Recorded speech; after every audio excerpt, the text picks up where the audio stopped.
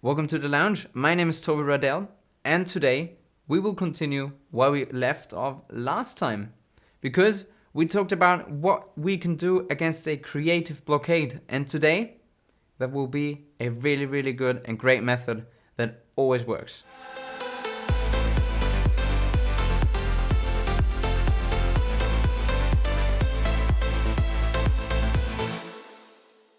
As a quick recap, last time we found out more than once that a list consisting of 5 or 10 points, what you can do to always be creative, whatever, is not very likely to work.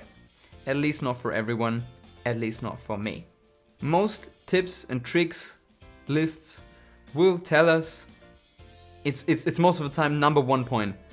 Don't take setbacks and little failures too serious. Like, what the hell? This is my project. I pour my heart into it. Of course I take it serious. I want it to be good. I want it to be as good as it can possibly be. Of course I take it serious. So, pushing away such rubbish, I believe it can be actually comforting to tell yourself and to know that once in a while, when working creatively or when working overall on whatever project, sometimes you will end up in front of a big wall. That just happens. And it's nothing completely abnormal, it happens. But the mistake would be to bang your head against that wall until it finally gives in.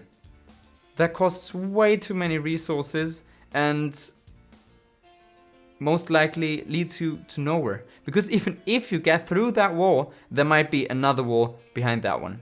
So the solution is, in theory, simply to go back a few steps and take a different path.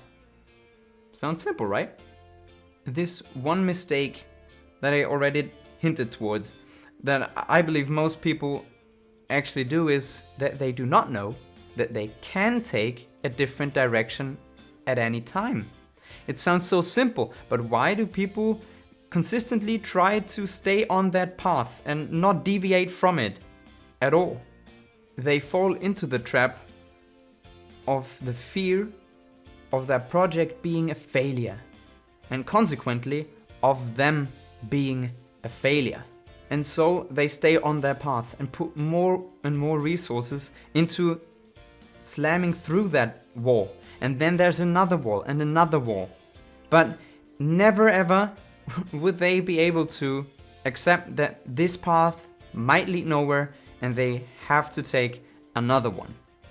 And then they make it even worse when they realize they can't get any further. Then they put more and more resources into hiding that it was a failure. So we have a situation where we work on the wrong solution, and we continue to work on the wrong solution, and then we put more resources into hiding it from others, so that other people can't see that I'm working on the wrong thing wrongly. Okay? And then people wonder why they get nowhere. So where are we right now? We have an issue. We continue making the issue worse, and to top all of that, I'm quite sure that we are all guilty of that. I'm guilty of that. We're all guilty of that. I'm definitely sure.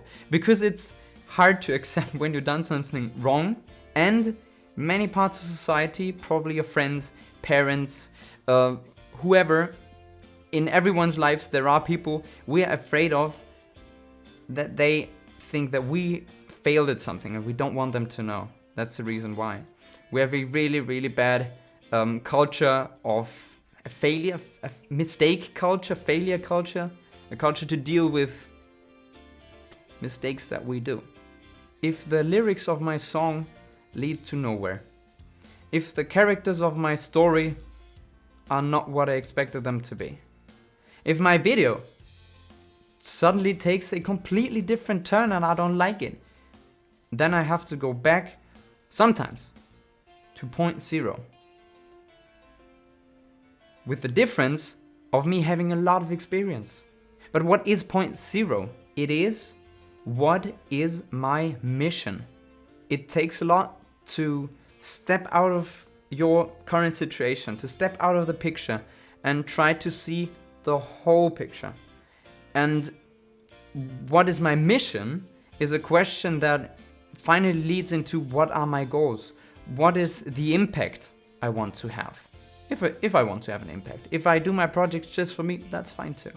But if I cannot answer the question of what my mission with all of this is, I'm pretty sure that I lose my passion at some point because I get derived or I get off the trails.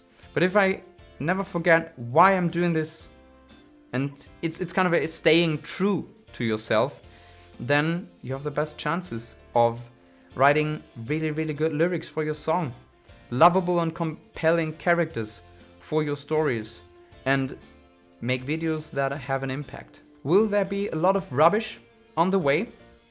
Of course. Will there be people that think that you are absolutely bonkers? Most likely yes. But that is fine. That's perfectly fine.